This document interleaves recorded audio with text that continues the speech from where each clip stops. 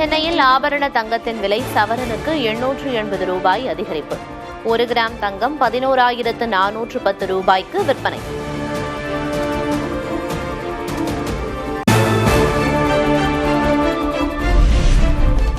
சென்னையில் வெள்ளி கிலோவுக்கு 2,000 ரூபாய் உயர்வு. 1 கிராம் வெள்ளி 167 ரூபாய்க்கு விற்பனை.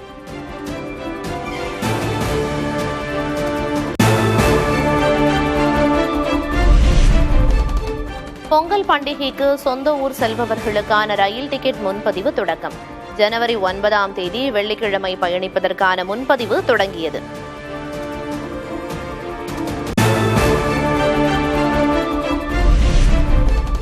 இன்று முதல் தமிழகத்திலிருந்து கேரளா, கர்நாடகா உள்ளிட்ட அண்டை மாநிலங்களுக்கு ஆம்னி பேருந்துகள் இயக்கப்படாது என அறிவிப்பு. இரட்டை வரி மற்றும் அபராதம் விதிப்பு நடவடிக்கைகளுக்கு எதிர்ப்பு.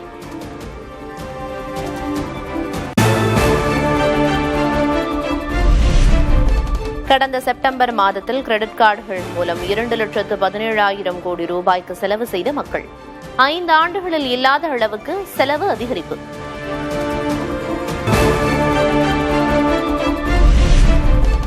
(2027) மக்கள் தொகை கணக்கெடுப்பிற்கான முன் சோதனை பணிகள் தமிழ்நாட்டில் இன்று தொடக்கம்.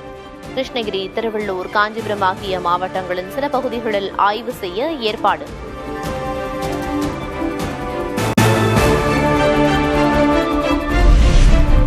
தமிழகத்தில் முதியோர் நலனுக்கான புதிய திட்டமான அன்புச்சோலை மையங்கள் திறப்பு.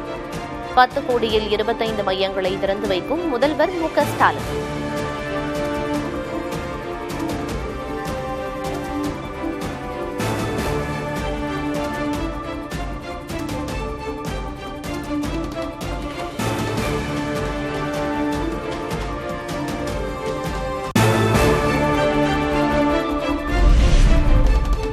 திமுக ஆட்சியில் காவல்துறை தனது கம்பீரத்தை இழந்துள்ளதாக அதிமுக பொதுச் செயலர் எடப்பாடி கே. பழனிசாமி குற்றச்சாட்டு. மத்திய தேர்வாணைய விதிகளின்படி டிஜிபியை உடனடியாக நியமிக்கவும் வலியுறுத்தல்.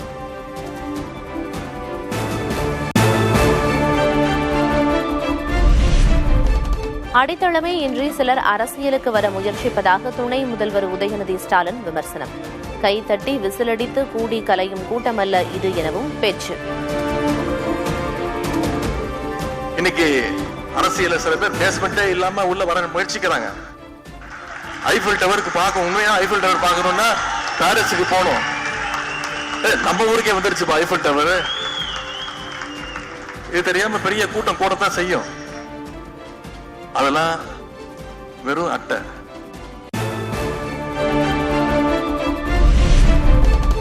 திமுக ஆட்சி மீது மக்களிடம் கோபம் அலைபாய்கிறது. அது தேர்தலில் சுனாமியாக மாறும். தருமபுரியில் நடைபெற்ற மக்கள் உரிமை நடைபயண நிறைவு விழாவில் அன்புமணி பேச்சு. திமுக மேல இன்னைக்கு மக்கள் மிகுந்த கோபத்தில் இருக்கின்றார்கள். இன்னைக்கு இந்த கோபம் ஒரு அலையா திமுக எதிர்த்து வீசிக்கொண்டிருக்கிறது. இந்த அலை போக போக பேரலையா வந்து சுனாமியாக வந்து ஓரங்கட்டும் திமுக ஆட்சியை விரட்டடிக்கும்.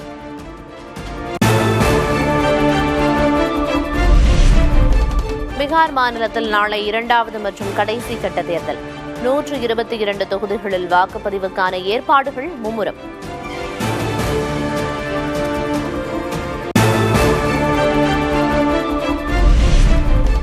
ஊடுருவல்காரர்களுக்கு உதவ இந்தியா கூட்டணி முயற்சி.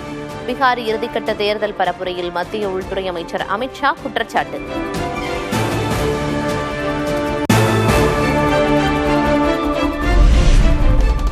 பிரதமர் மோடியும் உள்துறை அமைச்சர் அமித்ஷாவும் எங்கு சென்றாலும் சிக்குவார்கள் என ராகுல் காந்தி பேச்சு. வாக்கு திருட்டை தடுத்தால் பீகாரில் இந்தியா கூட்டணி நிச்சய வெற்றி என்றும் உறுதி.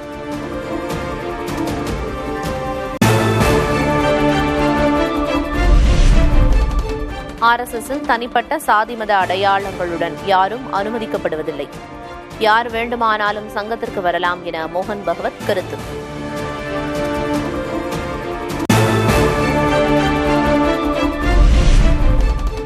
கோவாவில் அயன்மேன் என்ற பெயரில் நடந்த ட்ரையத்லான் போட்டியில் அண்ணாமலை, பாஜக MP தேஜஸ்வி சூர்யா பங்கேற்பு.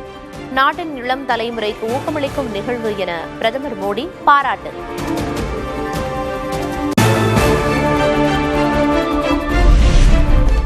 மத்திய அரசு அலுவலகங்களில் குவிந்திருந்த பழைய பொருட்களை விற்பனை செய்ததன் மூலம் ஒரு மாதத்தில் 810 கோடி ரூபாய் வருவாய். 7 வந்தே பாரத் ரயில்களை வாங்கும் அளவுக்கு வருவாய் கிடைத்திருப்பதால் அதிகாரிகள் மகிழ்ச்சி.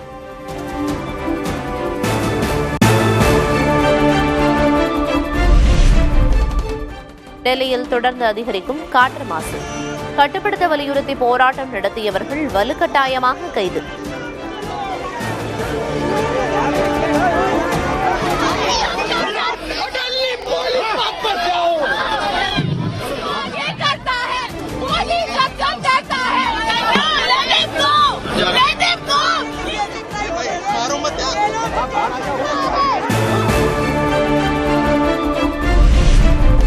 அமைதியான போராட்டம் அடிப்படை உரிமை என ராகுல் காந்தி பதிவு. காற்று மாசுபாட்டை தடுக்க உடனடி நடவடிக்கை அவசியம் என்றும் வலியுறுத்தல்.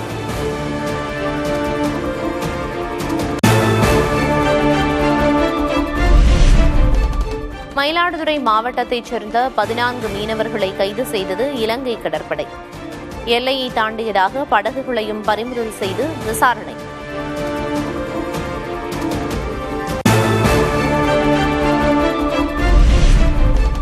வைகை அணையிலிருந்து பாசனத்திற்காக திறக்கப்படும் நீரின் அளவு வினாடிக்கு 1630 கன அடியாக குறைப்பு. அணைக்கான நீர்வரத்து 1587 கன அடியாக உள்ள நிலையில் கரையோர மக்களுக்கு எச்சரிக்கை.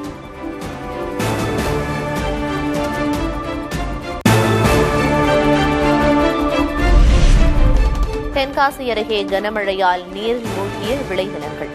நெற்பயிர்கள் சேதமடைந்திருப்பதால் உரிய இழப்பீடு வழங்க தமிழக அரசுக்கு விவசாயிகள் கோரிக்கை.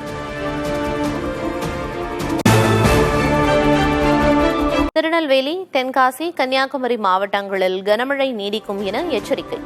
சென்னையில் மழை பெய்யக்கூடும் என்றும் வானிலை ஆய்வு மையம் கணிப்பு.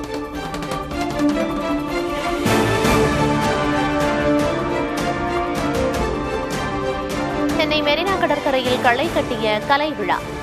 பாரம்பரிய நிகழ்ச்சிகளை கண்டு பார்வையாளர்கள் உற்சாகம்.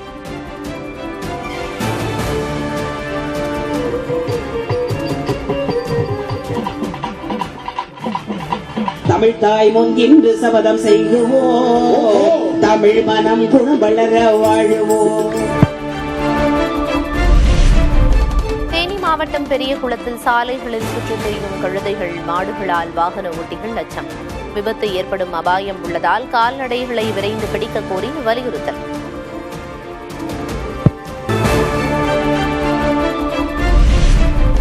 இந்திய விமானப்படையின் 93வது ஆண்டு தினத்தையொட்டி வீரர்கள் கொண்டாட்டம்.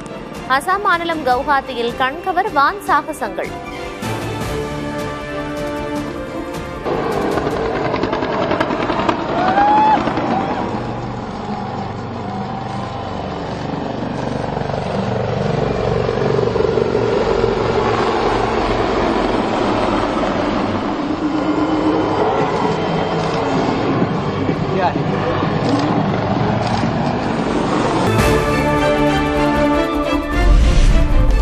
கொசுக்களை தேடி பிடித்துக் கொள்ளும் ட்ரோன்களை உருவாக்கியது அமெரிக்கா. ஒலி மற்றும் அசைவுகளை சென்சார் மூலம் கண்டறிந்து தாக்குதல் நடத்தப்படும்.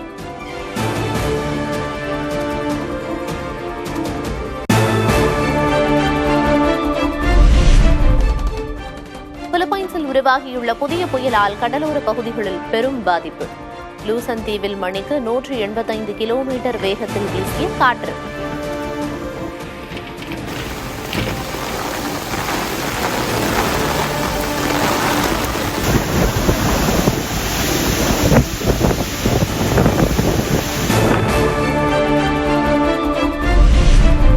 அதிதீவிர புயல் காரணமாக பிலிப்பைன்ஸ் நாட்டில் 10 லட்சத்திற்கும் அதிகமானோர் பாதிப்பு.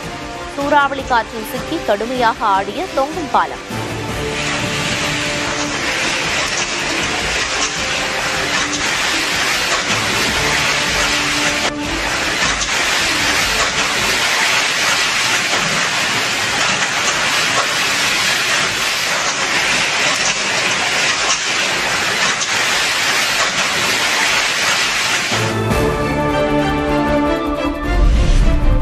அமெரிக்க குடிமக்களுக்கு தலா $2000 வழங்கப்படும் என அதிபர் டொனால்டு டிரம்ப் அறிவிப்பு.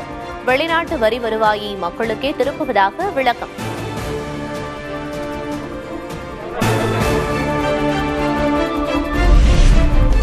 சர்வதேச ஃபார்முலா 1 கார் பந்தயம் பிரிட்டன் வீரர் லாண்டோ நோரிஸ் வெற்றி.